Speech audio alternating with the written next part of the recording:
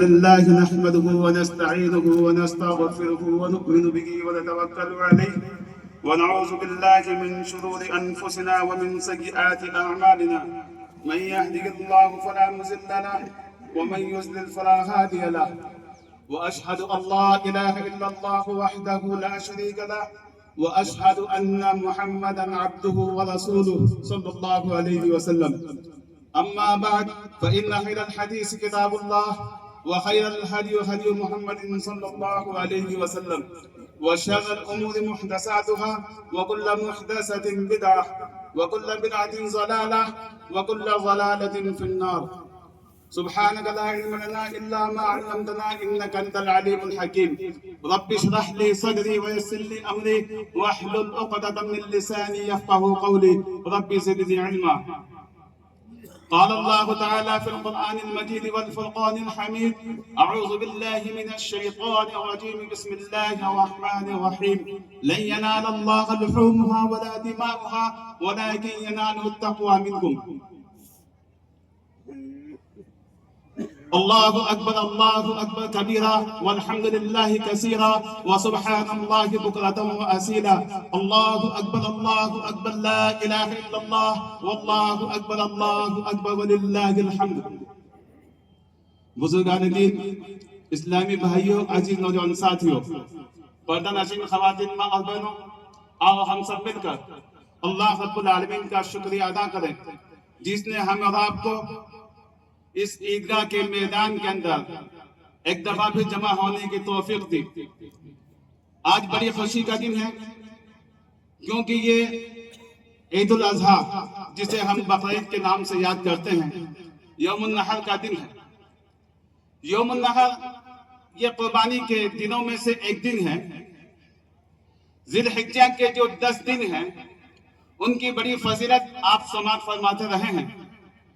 خاص طور سے آج کا جو دن ہے 10ویں ذی الحجہ، اس دن کے اندر اللہ رب العالمین کے نزدیک سب سے زیادہ محبوب اور پسندیدہ جو عمل ہے وہ ہے قربانی کرنا، جانور کا خون بہانا. جانور کی قربانی ہم اور آپ کرتے ہیں. یہ قربانی کوئی نئی نہیں ہے، بلکہ جب سے اللہ رب العالمین نے اس دنیا کو پیدا کیا ہے اسی وقت سے یہ سلسلہ چلا آ رہا ہے. قرآن کریم کے اندر اللہ رب العالمین نے حضرت آدم علیہ السلام کے 2 بیٹوں کی قربانی کا تذکرہ کیا ہے. وَاتْلُ عَلَيْهِمْ نَبَأَ ابْنَيْ آدَمَ بِالْحَقِّ إِذْ قَرَّبَا قُرْبَانًا فَتُقُبِّلَ مِنْ أَحَدِهِمَا وَلَمْ يُتَقَبَّلْ مِنَ الْآخَرِ قَالَ لَأَقْتُلَنَّكَ قَالَ إِنَّمَا يَتَقَبَّلُ اللَّهُ مِنَ الْمُتَّقِينَ.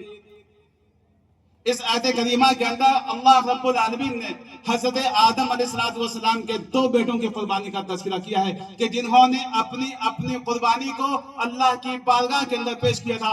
اس میں سے ایک کی قربانی اللہ نے قبول کر لی اور دوسرے کی قبول نہیں کی. قال لأقتلنك، جس کی قربانی قبول نہیں ہوئی تھی اس نے اپنے بھائی کو کہا کہ میں تمہیں قتل کر دوں گا، مار ڈالوں گا. قال انما يتقبل الله من المتقين. وہ بھائی جس کی قربانی اللہ نے قبول کی تھی اس نے کہا کہ اللہ رب العالمین ان لوگوں کی قربانی قبول کرتا ہے جو اللہ سے ڈرنے والے ہوتے ہیں. اسی چیز کو اللہ نے یہاں بیان کیا: لن ینال اللہ لحومها ولا دماؤها ولكن ينال التقوى منكم. لوگوں، تمہاری قربانی کے نہ گوشت اللہ کے ہاں پہنچتا ہے نہ خون اللہ کے ہاں پہنچتا ہے. جو چیز اللہ کو سب سے زیادہ محبوب اور پسندیدہ ہے، جس چیز کا اللہ رب العالمین تم سے مطالبہ کرتا ہے وہ ہے تقوی اور پرہیزگاری. اگر تمہارے اندر تقوی اور پرہیزگاری نہیں گئی، ایک نہیں ہزاروں قربانی آپ کر لیں، آپ کی قربانی قبول نہیں ہوگی. قربانی یہ ہر دور اور ہر مذہب کے اندر پائی جاتی ہے، اور آج بھی اس دنیا کے اندر جتنے بھی مذاہب ہیں سب کے اندر کسی نہ کسی طریقے سے قربانی کا تصور ضرور ملتا ہے. کہیں اس کو بلیدان کے نام سے یاد کیا جاتا ہے، کہیں پھینٹ کے نام سے یاد کیا جاتا ہے، کہیں قربانی کے نام سے بھی یاد کیا جاتا ہے.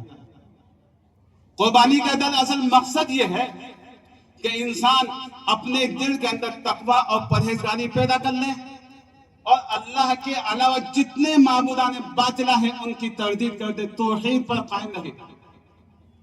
یہ قربانی جو ہم اور آپ کرتے ہیں یہ حضرت ابراہیم علیہ السلام کی ایک یادگار ہے. حضرت ابراہیم علیہ السلام کو کی زندگی کو آپ پڑھیے، اللہ رب العالمین نے کس طریقے سے ان کا بار بار امتحان لیا.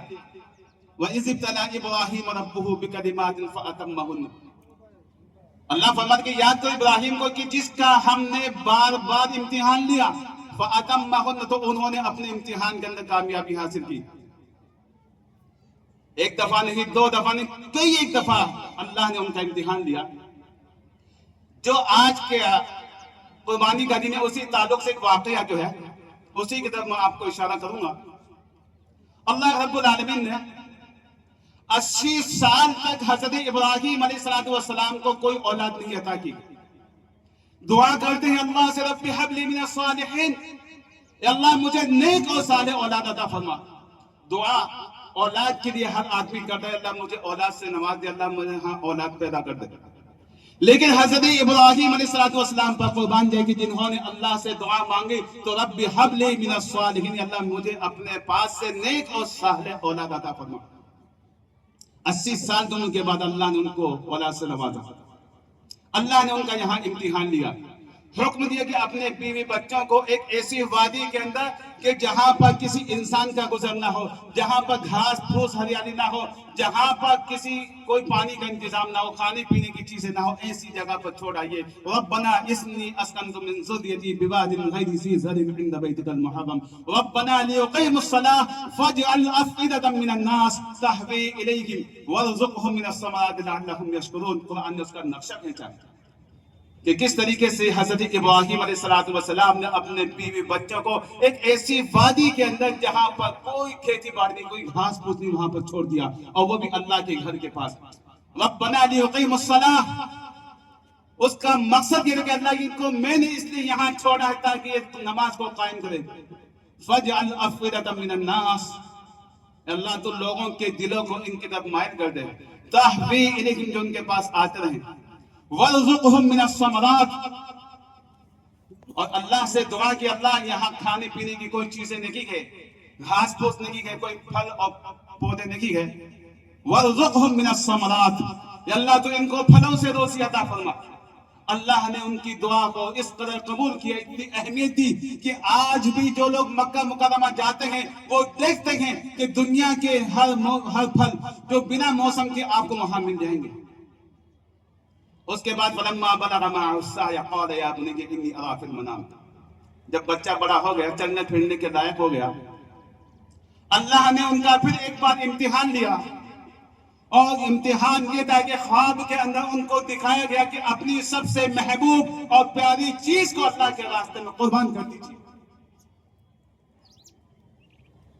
قربان جائیں گے حضرت ابراہیم علیہ السلام پر کہ جن کو بڑھاپے کے اندر 80 سال کی عمر گزر جانے کے بعد میں بڑی تمناؤں اور امیدوں کے بعد، دعاؤں کے بعد جس اولاد کو اللہ نے انہیں نوازا تھا، اسی اولاد کو اللہ کی بارگاہ کے اندر ذبح کرنے کا حکم دیا جا رہا.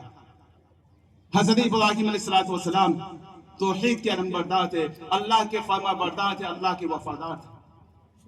فوراً انہوں نے اپنے بیٹے کو خواب کا تذکرہ کیا، یا بنی انی اری فی المنام انی اذبحک فانظر ماذا تری. باپ نے اپنے بیٹے سے لگتے جگر سے کہا کہ میرے بیٹے، میں نے خواب میں دیکھا ہے کہ میں تجھے اللہ کی بارگاہ کے اندر اپنے ہاتھ سے ذبح کر رہا ہوں. قال یا ابت افعل ما تؤمر. قربان جائیے حضرت اسماعیل علیہ السلام پر کہ جنہوں نے ایسی تعلیم و تربیت پائی، یہ نہیں کہا کہ ابا مجھے کیوں ذبح کر رہے ہو، میں ذبح نہیں ہونا چاہتا، بلکہ ایک ہی پیارے انداز کے کہا یا ابت افعل ما تؤمر، اے ابا جان آپ کو جو حکم ملا ہے آپ اسے کر گزریے. ستجدنی انشاءاللہ من الصابرین، ان قریب آپ مجھے صبر کرنے والوں میں سے پائیں گے. یعنی مجھے رونے والا، گڑ گڑانے والا، عاجزی کرنے والا کہ آپ مجھے ذبح نہ کریں، اس معاملے میں کسی طرح کی میں بات نہیں کروں گا، بلکہ ستجدنی انشاءاللہ من الصابرین، آپ مجھے صبر کرنے والوں میں سے پائیں گے. قرآن نقشہ کھینچتا فلما اسلما وتلہ للجبین، باپ اور بیٹے جب دونوں اللہ کے حکم کو پا کر کے اللہ کا حکم پورا کرنے کے لیے تیار ہو جاتے ہیں اور اپنے بیٹے کو زمین پر لٹا دیتے ہیں، ہونا یہ چاہیے تھا کہ جو حصہ جو سامنے کا ہے وہ اوپر ہو، انہوں نے پیشانی کے بل لٹا کے الٹا لٹا دیا۔ حضرت عبداللہ ابن عباس رضی اللہ تعالیٰ عنہ بیان کرتے ہیں کہ یہ اس لیے انہوں نے کیا تاکہ ان کو بیٹے کی محبت غالب نہ آ جائے، اللہ کا حکم تھا کہیں ایسا نہ ہو کہ شیطان ان کو ورغلا دے اور بیٹے کی محبت غالب آ جائے، اس لیے انہوں نے الٹا لٹا دیا۔ وَنَادَيْنَاهُ أَن يَا إِبْرَاهِيمُ، جب باپ بیٹے اللہ کا حکم مکمل کرنے کے لیے، اس کو پورا کرنے کے لیے تیار ہو گئے، اللہ نے آسمان سے آواز لگائی، وَنَادَيْنَاهُ أَن يَا إِبْرَاهِيمُ، اللہ فرماتا کہ ہم نے ابراہیم کو آواز دی، پکارا کہ ابراہیم قد صدقت الرؤیا انا كذلك نجزي المحسنین، ابراہیم بس آپ نے اپنے خواب کو سچا کر دکھایا، انا كذلك نجزي المحسنین، ہم نیکوکاروں کو اسی طریقے سے بدلہ دیتے ہیں۔ وفدیناہ بذبح عظیم، اور اللہ فرماتا کہ ہم نے ابراہیم کو اسماعیل کے بجائے ایک دمبا بھیج دیا اور اس کو انہوں نے ذبح کیا۔ ان ھذا لہو البلاء المبین، خود اللہ رب العالمین فرماتا کہ یہ بہت بڑی آزمائش تھی، امتحان تھا کہ جس انسان کو اللہ نے بڑی امیدوں اور تمناؤں کے بعد، دعاؤں کے بعد بڑھاپے کے اندر اولاد دی ہو اور اسے ذبح کرنے کا حکم دیا جا رہا ہے، اور وہ بھی اللہ کا حکم پا کر کے اللہ کا فرما بردار بندہ بن کر کے اور اپنے رخت جگر کو چھری چلانے کے تیار ہو جاتا ہے۔ سوچئے اللہ نے اس چیز کو آنے والے قوموں کے اندر باقی رکھ دیا، وَتَرَكْنَاهُ فِي الْآخِرِينَ۔ اگر یہی سلسلہ موجود ہوتا تو آپ اپنے دل پر ہاتھ رکھتے کہ سوچئے بچوں، اپنے آپ پر غور و فکر کیجئے کہ اگر اللہ کا یہ حکم ہوتا کہ اپنے لخت جگر کو اپنے ہاتھ سے ذبح کر دے تو کیا ہم اپنے بچے کو اپنے ہاتھ سے ذبح کر پاتے؟ بزرگوں، دوستو، یہ قربانی کوئی معمولی چیز نہیں ہے۔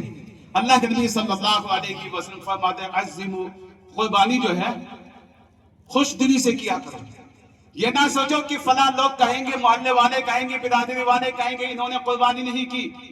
آپ کے پاس طاقت ہے، قوت ہے، اللہ نے آپ کو مال و دولت سے نوازا ہے تو آپ کو قربانی کرنی چاہیے۔ اللہ کے نبی صلی اللہ علیہ وسلم کی قربانی کے تعلق ایک سخت وعید ہے، من کان له ساعة ولم یضحی فلا یقربن مصلانا، جس آدمی کے پاس طاقت ہے، قوت ہے اور وہ آدمی قربانی نہیں کرتا ہے، اللہ کے نبی صلی اللہ علیہ وسلم نے ایسے آدمی کو دھمکی دی ہے، وعید بیان کی ہے کہ وہ ہمارے عیدگاہ کے قریب بھی نہ آئے۔ آپ نے فرمایا قربانی خوش دلی سے کیا کرو۔ صحابہ کرام نے پوچھا ما ہی الاضاحی یا رسول اللہ، اللہ کے نبی صلی اللہ علیہ وسلم یہ قربانی کیا چیز ہے؟ قال ہی سنت ابیکم ابراہیم، فرمایا تمہارے باپ حضرت ابراہیم علیہ السلام کی سنت ہے۔ قالوا ما لنا فیہا، سوال کرتے ہیں، پوچھتے ہیں کہ ہمارے لیے اس میں اجر کیا ہے، کیا ہم اس کا فائدہ کیا ملے گا؟ تو اللہ کے نبی صلی اللہ علیہ وسلم نے فرمایا کہ ہر بال کے بدلے اللہ تمہیں ایک نیکی دے گا۔ اللہ اکبر، سوچئے کہ جانور کے جسم پر کتنے بال ہوتے ہیں۔ صحابہ کرام نے پھر پوچھا کہ اللہ کے نبی صلی اللہ علیہ وسلم اون والے جانوروں کا کیا حکم ہے؟ تو آپ نے کہا کہ اون کے ہر دعا جو ہوتا ہے اس کے ہر بال کے بدلے بھی اللہ ایک نیکی دے گا۔ تو بزرگوں، دوستو، قربانی کا ثواب بھی بڑا ہے۔ جانور ذبح ہونے سے پہلے اگر آپ کے اندر تقوی اور پرہیزگاری تو اللہ اسے قبول کر لیتا ہے۔ اگر آپ کے اندر تقوی نہیں ہے، پرہیزگاری نہیں ہے، توحید نہیں ہے، نماز روزہ نہیں ہے، تو آپ کی قربانی کا کوئی فائدہ نہیں۔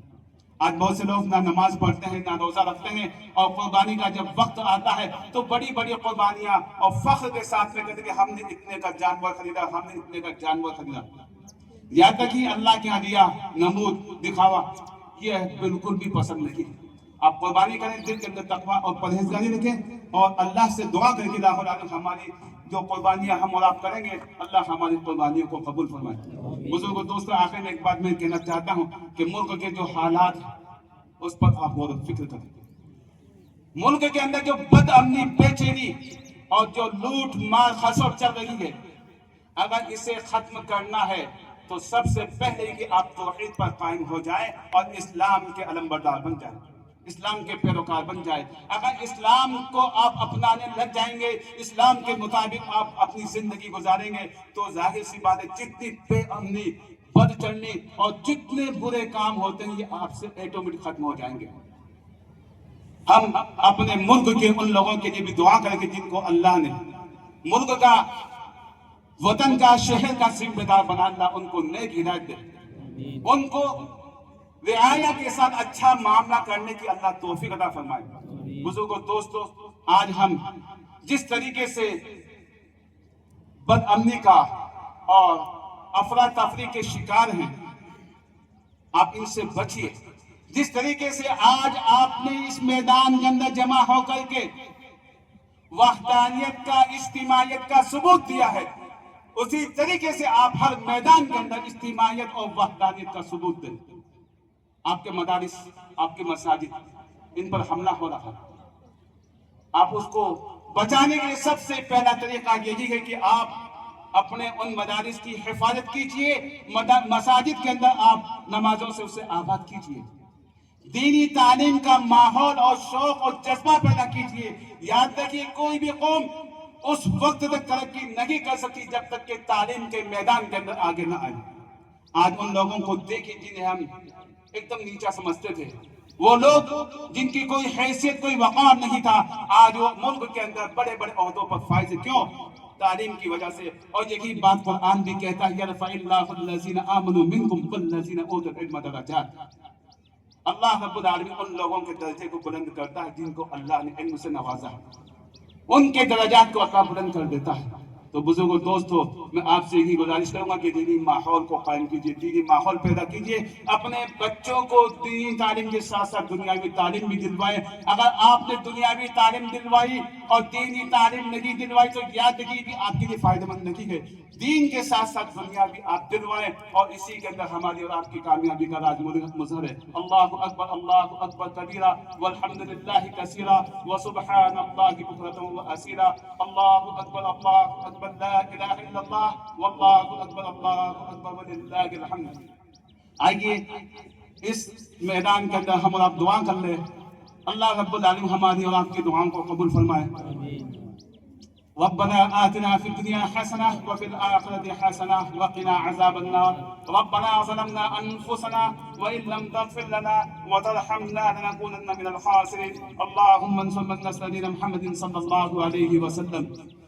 اللهم صل على محمد وعلى آل محمد كما صليت على إبراهيم وعلى آل إبراهيم إنك حميد مجيد. اللهم بارك على محمد وعلى آل محمد كما باركت على إبراهيم وعلى آل إبراهيم إنك حميد مجيد. ربنا اغفر لنا ولإخواننا الذين سبقونا بالإيمان ولا تجعل في قلوبنا غلا للذين آمنوا ربنا إنك رؤوف رحيم، إنك رؤوف رحيم. ربنا ولا تحملنا ما لا طاقة لنا به واعف عنا واغفر لنا وارحمنا أنت مولانا فانصرنا على القوم الكافرين. ربنا لا تجعلنا فتنة للقوم الظالمين ونجنا برحمتك من القوم الكافرين. الہ العالمین، ہم لاچار ہیں، بے بس ہے. یا اللہ تو ہماری لاچاری کو، بے بسی کو دور فرما دے. یا اللہ ہمارے نوجوان بے روزگار ہیں، اللہ تو ان کو روزگار عطا فرما. یا اللہ جو ہم میں بیمار ہے، یا اللہ تو ان کو شفا کاملہ عاجلہ عطا فرما. یا اللہ ہمارے جو بھائی رشتہ دار عزیز و اقارب اس دنیا سے وفات پا چکے ہیں، یا اللہ ان کی قبروں کو نور سے بھر دے، ان کے گناہوں کو معاف فرما اور جنت الفردوس میں اعلیٰ مقام عطا فرما. الہ العالمین ہم میں سے جو بھی انسان قربانی کر رہا ہے، اللہ تو اس کی قربانی کو قبول فرما لے، اس کو ریا، نمود اور شہرت سے بچا لے. اللہ تو ہمارے دلوں کے اندر خلوص اور للہیت پیدا فرما دے. یا اللہ ہمارے دلوں کے اندر جو حسد، کینہ، بغض پیدا ہے، اللہ تو اس سے دور فرما دے. الہ العالمین جب تک ہم زندہ رہے قرآن و حدیث کے مطابق ہمیں عمل کرنے کی توفیق عطا فرما. اللہ رب العالمین سے دعا کریں، الہ العالمین ہمارے وطن کے اندر، ملک کے اندر امن و شانتی عطا فرما، ہمیں امن و سکون کے ساتھ رہنے کی توفیق عطا فرما. اللہ رب العالمین سے دعا ہے اللہ ہم جب تک زندہ رہے قرآن و حدیث کے مطابق عمل کرنے کی توفیق عطا فرما. وآخر دعوانا ان الحمدللہ رب العالمین. سبحان ربک رب العزة عما یصفون وسلام علی المرسلین والحمدللہ رب العالمین.